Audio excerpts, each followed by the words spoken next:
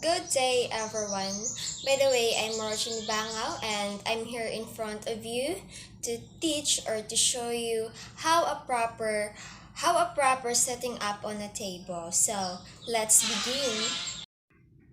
So the first thing that we should do in the table is put first the serving or charger plate. So in restaurant they call a serving or a charger plate.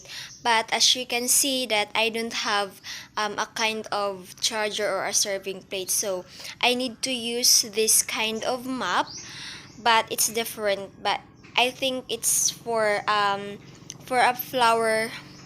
It's for a flower map. So I use this as a serving or as a charger plate. So this is the first thing that we should put on the table. So after we put the serving or a charger plate in the table, the next step that we should put in the table is the dinner fork.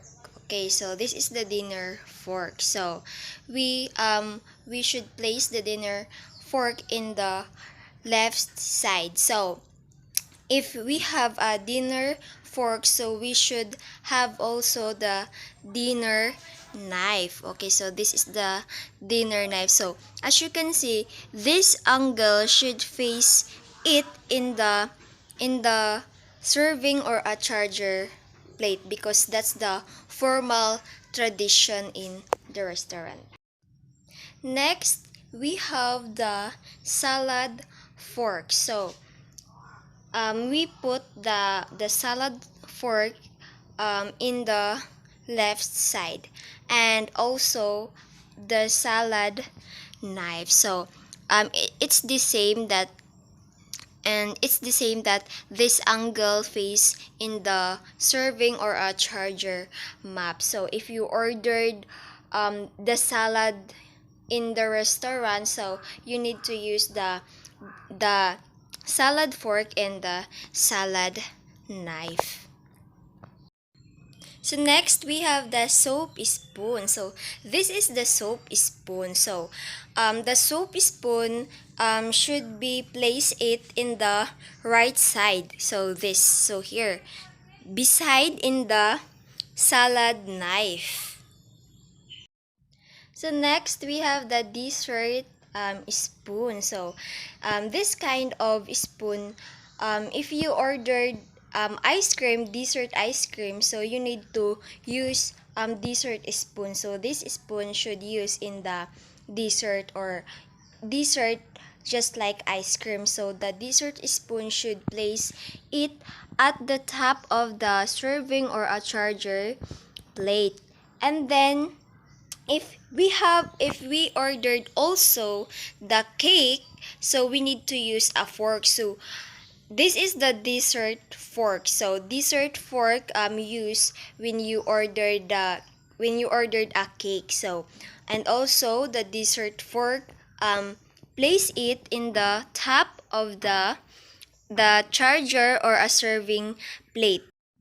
So the dessert fork should put beside the dessert spoon at the top of the charger or a serving plate. So after this, we put a dinner plate under the charger or a serving plate. So we place it under the serving plate. So this is the dinner plate. So next is we should put up in the left side under the at the top of the dinner fork. We put a bread plate. So at the top, okay, in the left side. So and then we put also a butter knife. So this is a butter knife. So we put under a bread plate. So it plays it in an angle. Okay, because in an angle, because that's the formal tradition in the restaurant. And also, we need to put in a table a glass. So this is a glass. So we put at the top of the dinner knives in the right side. So we put there. And next is we put the napkin. So this is the napkin. So we put in the left side, so there, beside at the dinner fork. So beside at the dinner fork. But the napkin can also place under the fork, just like this. Okay, just wait in a minute. So under the fork. Okay. So this is the napkin, and napkin placed beside or under the fork, just like this. Okay. And it's very nice if we decorate your table, because if you have a special occasion with your dinner date with your special one or your loved one, so we need to decorate your table lovely. So first we put a flower at the top of the dessert spoon and the dessert fork. So there we put there a flower, and also we add to put a candle. So we put beside at the flower at the top. Okay, it should be two candles. So here the second one. Okay, so this is the proper setting up on the table in the restaurant. So I hope that you love or you like my decorations in setting up on the table in the restaurant. So that's all. So I hope that you'd like or you'd love my design in a table, on the setting up on the table in the restaurant. So I will show you pictures with me and also the table that I designed. So thank you. So again, welcome back. Good day everyone. And again, I'm Rochimi Bangao.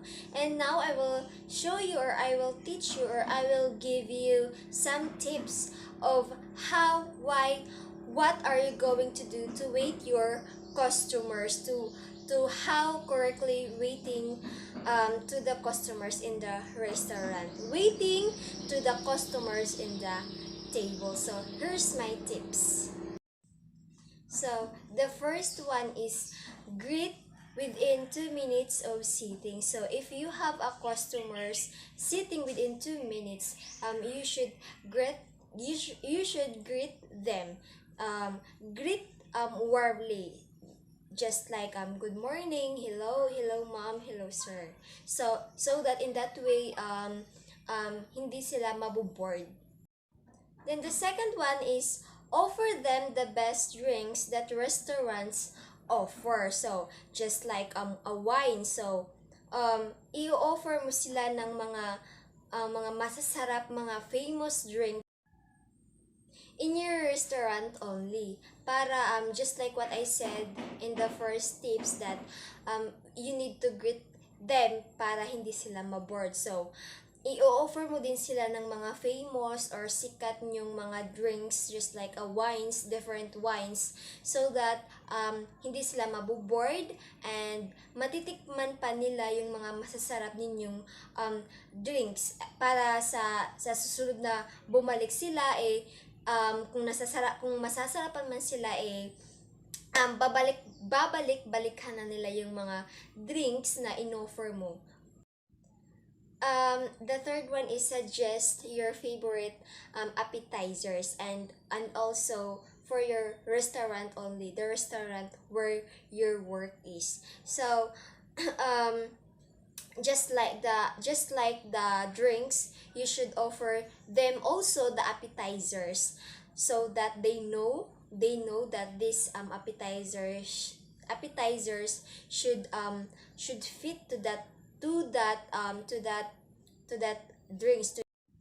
Then next is write down their meal order. So me as a waitress in the restaurant, so it's important that you should write down their meal order so that when you delivered already their food or their meal to your customers,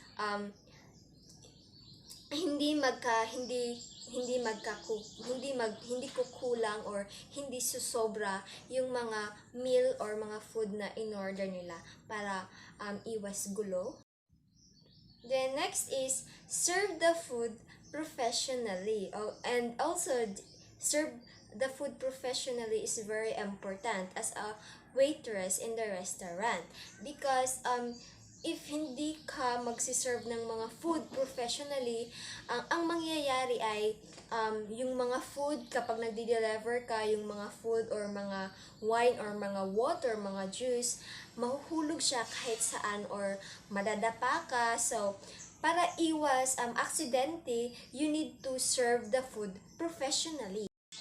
The next is check back the food within a minute or two because for example, sumobra yung order mo or kumulang yung naibigay mong food sa mga in-order ng mga customer mo.